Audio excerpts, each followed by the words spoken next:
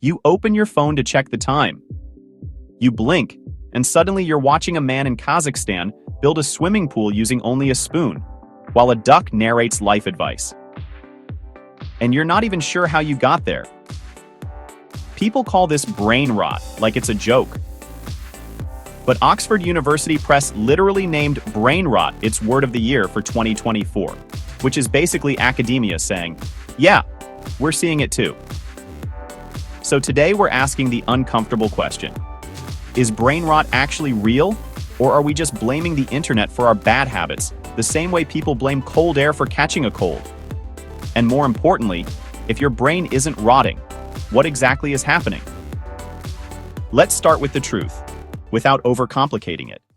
Brain rot is not a medical diagnosis.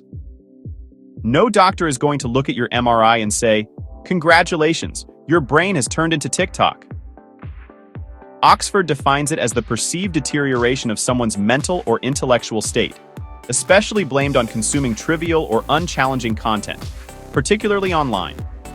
Notice the key word, perceived.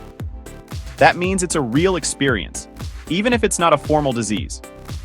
When people say brain rot, they're usually describing a mix of short attention span, difficulty focusing, mental fog, the need for constant stimulation, impatience with long videos, books, or conversations, and the classic moment of opening an app and forgetting why you opened it. If that sounds familiar, relax. You're not broken. Your brain is doing what it has always done. It's adapting. The problem is that it's adapting to an environment that constantly screams, new, look here, now here, now here. Here's the uncomfortable truth. Your brain isn't weak, it's trained. If you train in a gym lifting heavy weights, you get stronger. If you train your attention by switching tasks every few seconds, you become excellent at switching tasks every few seconds. Modern apps reward you for not staying. They reward tapping, swiping, scanning, skipping, reacting, and moving on before your brain even finishes a thought. You don't randomly lose attention. You build a new habit called continuous partial attention. That's why deep focus now feels like pushing a car uphill. Now, let's talk about dopamine, the most misunderstood chemical on the internet. Online, dopamine is treated like a drug, a villain, a magic currency, and somehow your entire personality. In reality, dopamine plays a major role in motivation and learning, especially learning from rewards and surprise. Your brain gets most excited when something good happens unexpectedly. That's the key. Every time you scroll, your brain is buying a lottery ticket. Maybe the next video is boring. Maybe it's hilarious. Maybe it makes you angry. Maybe it hits your exact obsession. The unpredictability is what keeps you going. This is why scrolling feels like a slot machine. Slot machines work because they use variable reinforcement. You don't get rewards consistently. You get them unpredictably. That's the most powerful reinforcement schedule in behavioral science. Replace pull lever with swipe up, and it's the same psychological mechanism. You don't know when the next reward hits, so you keep going. That's why you can watch 40 useless clips and still think, just one more. Not because you're stupid, because your brain is doing exactly what it evolved to do: hunt for uncertain rewards. The only difference is that now the hunt happens with your thumb, and the prey is a 9-second video about someone reviewing water. So is technology destroying attention forever? The reality is more nuanced.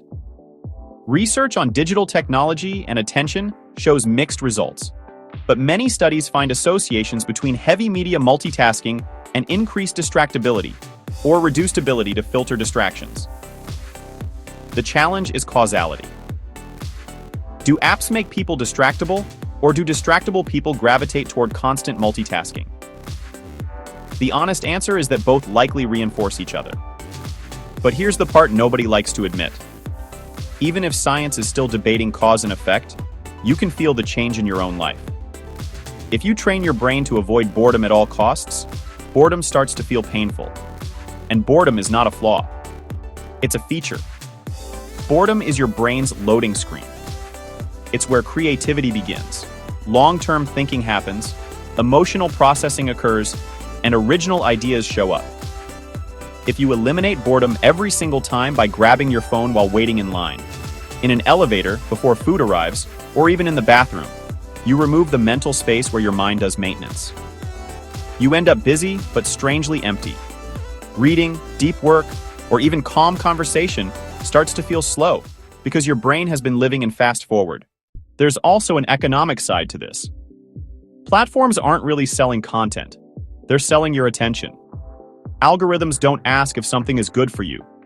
They ask if you stayed, reacted, shared, got angry, or came back. If anger keeps you longer than curiosity, anger gets boosted. That's not a conspiracy. That's business. Here's the dark humor in all of this. We used to worry about robots taking jobs. Now robots are taking our focus.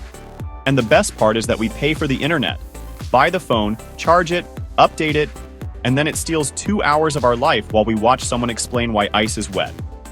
It's like ordering a pizza, having the delivery guy eat it on your couch, and then tipping him. Now, an important nuance. Short content isn't evil by default. You can learn from short videos. You can discover new ideas quickly. Some creators deliver real value in seconds. The danger is when short content becomes your default mental diet. Your brain gets used to fast rewards, constant novelty, and zero effort. Then anything requiring effort feels unfair. That's when people say, "I can't focus anymore." But you can. You're just out of practice. Attention is a muscle. If you only train for speed, you lose strength. So whose fault is this? Some people say it's personal responsibility. Just close the app. Others say platforms are engineered to hook you. The mature answer is both. Platforms are designed using powerful psychological principles, and you still have agency because you control your environment more than you think. Blaming only the individual is like telling people to avoid junk food while surrounding them with drive-thrus on every corner. Environment shapes behavior. So what actually helps? Without deleting all your apps and moving to a mountain? Start by reducing unpredictability, turn off non-essential notifications, remove autoplay, move distracting apps off your home screen, and treat attention like a gym routine. Start with 10 minutes of reading, 15 minutes of focused work, or watching long-form content intentionally instead of passively. Schedule boredom on purpose. Walk without headphones sometimes.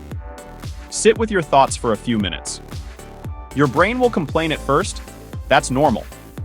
Avoid stacking screens. Multitasking is attention's natural predator. And protect your sleep. Poor sleep weakens attention and impulse control, which makes you crave easy rewards even more. That's not brain rot. That's a tired brain trying to cope. Here's the final twist. Your brain is not rotting. It's responding to infinite scroll, constant novelty, outrage economics, variable rewards, and a world that punishes silence. Brain rot is just a meme name for a real modern feeling. I don't control my attention like I used to. But attention is plastic.